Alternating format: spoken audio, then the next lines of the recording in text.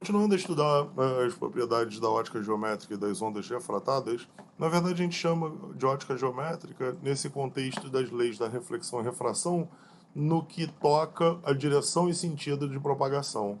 Mas na verdade a gente sabe que ondas eletromagnéticas têm outras propriedades, não é só direção e sentido. De onda, frequência, velocidade. E, e a gente pode estudar o que acontece com elas dentro do material. A velocidade de propagação é a primeira, na verdade, é a causadora de todos os efeitos, inclusive do efeito de mudança de direção e sentido. Ela te diz o seguinte, que a velocidade de propagação é dada em função do índice de refração do meio. Na verdade, o índice de refração é quase que definido em termos da velocidade da luz no meio. E ele é determinado pelas respostas dielétrica e diamagnética, epsilon e mi, lembrando, né? Que é 1 sobre raiz quadrada de epsilon mi é a velocidade da luz no meio. A frequência natural é interessante. A frequência é uma propriedade da fonte, ou seja, ela não se altera quando você muda de um meio para o outro, no geral. Tá? É... Então, uma forma de você pensar é que o intervalo entre duas frentes de onda é determinado pela fonte. E se de um material para o outro mudasse o tempo entre duas frentes de onda, você ia começar a ter a situação esquisita de que a onda era um máximo aqui quando bate aqui de uma interface para outra e um mínimo aqui quando sai para o outro lado. Ficaria descontínua. Na verdade, essa descontinuidade é mais grave do que só uma descontinuidade dos campos, que a princípio é uma coisa que pode acontecer em materiais. Tá? É...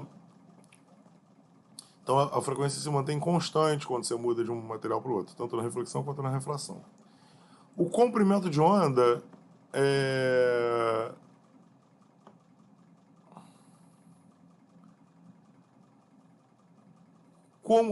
por consequência do fato de que a frequência se mantém inalterada, tá?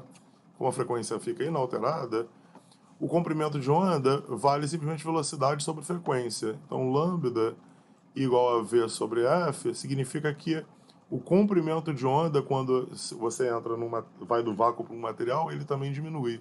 Porque a velocidade diminui, então o comprimento de onda diminui. Pô, desculpa. V sobre F, sobre frequência. Né? Então, o comprimento de onda também diminui quando você entra no material. E a energia da onda incidente, a intensidade dessa onda vai se reduzir, porque parte da onda é refletida, parte da onda é refratada. Então, dependendo da situação, dependendo de quanto que é refletido e quanto é refratado, a intensidade muda. Agora, se você me perguntar quanto que é refletido e quanto é refratado, a gente vai ter que estudar um pouco mais sobre as propriedades da onda. Na verdade, a gente vai ter que estudar basicamente a polarização da onda e como que essa polarização se orienta com relação à superfície, tá? Isso vai ser o tema de estudo da próxima aula. Nessa aula, por enquanto, a gente vai deixar de lado um pouco essa propriedade de polarização. E a fase da onda, como é que se altera? A fase da onda refletida pode ser alterada. Só da onda refratada é que tem que continuar a mesma. Repara que a fase continuar a mesma na onda refratada é equivalente ao que a gente falou aqui em cima, que a frequência não pode se alterar. A frequência não alterar é a mesma coisa que a fase não alterar, né? Porque se a frequência mudasse, mais cedo ou mais tarde, a fase que você estava na onda, por exemplo, você está no máximo da onda, você ia estar no mínimo da onda do outro lado do material. Isso seriam fases diferentes. Aqui é uma fase, por exemplo, de π sobre 2, e aqui uma fase de 3π sobre 2. Claro que eu chamei de π sobre 2 foi um pouco arbitrário, depende se você está escrevendo como seno ou como cosseno, né? Mas o importante é que a frase da parte refletida pode sim se alterar. E isso vai ser importante. A gente vai discutir um pouco de como é que é a fase de uma onda refletida mais adiante, tá? E isso vai ter um papel importante, por exemplo, no estudo de filmes finos. e na interferência de filmes com filmes finos. Então vai ser na parte mais de interferência que a gente vai discutir isso. Deixa eu só chamar a atenção para uma coisa interessante. Olha isso. Olha como é que fica o aspecto das frentes de onda quando você vai de um meio para o outro. Como eu falei, muda o ângulo aqui de propagação, né? Muda o ângulo do raio. Isso é válido em qualquer ponto que você pegar aqui um raio incidente, ele sai aqui refratado. Mas não muda a fase, ou seja, se aqui era um máximo, né, porque é uma frente de onda, aqui também tem que ser um máximo numa frente de onda, tem que ser contínuo. Pelo fato de ser contínuo e pelo fato de que aqui o comprimento de onda dentro do material tem que ser menor do que no ar, isso já nos determina que o raio tem que mudar de direção. Olha que interessante. Porque se você não mudasse de direção, como é que você faria essa separação pequena entre frentes de onda casar com essa separação grande entre frentes de onda? Só casando em ângulo os dois, não tem jeito.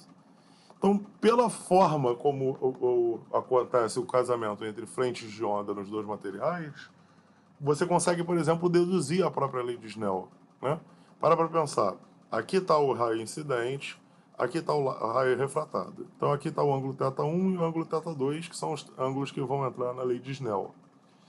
Aqui você tem um meio com comprimento de onda λ2 e aqui com comprimento de onda λ1.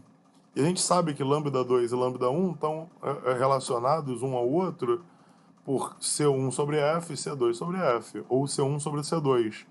Ou ainda, em outras palavras, índice de refrações, a razão entre índices de refrações. Né?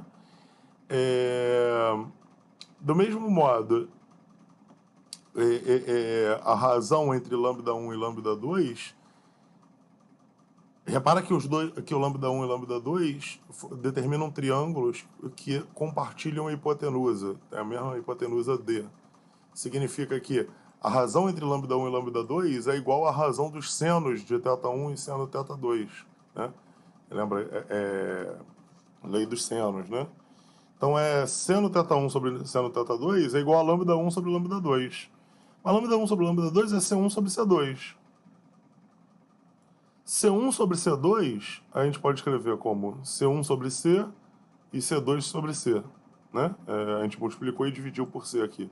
Só para lembrar que C1 sobre C é o inverso do índice de refração N1.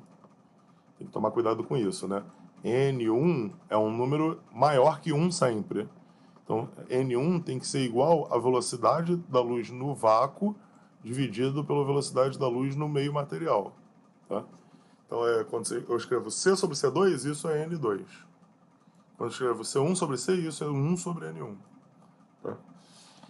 E aí ficamos com seno θ1 sobre seno θ2 igual a N2 sobre N1. Ou, passando para o outro lado, é a lei de Snell tradicional. N1 seno θ1 é igual a N2 seno θ2. Ou N vezes seno θ é uma constante em todo o material. Interessante, né? Então, com isso a gente consegue demonstrar... lembrando que o índice de refração, então, veio de primeiros princípios da resposta dielétrica e diamagnética do material. Isso implicou, dado que a frequência é sempre constante, isso implicou numa mudança no comprimento de onda e, por consequência, uma mudança na direção de propagação. Então, a lei de Snell também se deriva a partir da propriedade de velocidade de ondas eletromagnéticas no meio material. Ok? Então, agora a gente vai tratar um pouco de um caso extremo desse índice de refração, que é o caso de reflexão total, é quando a refração é proibida.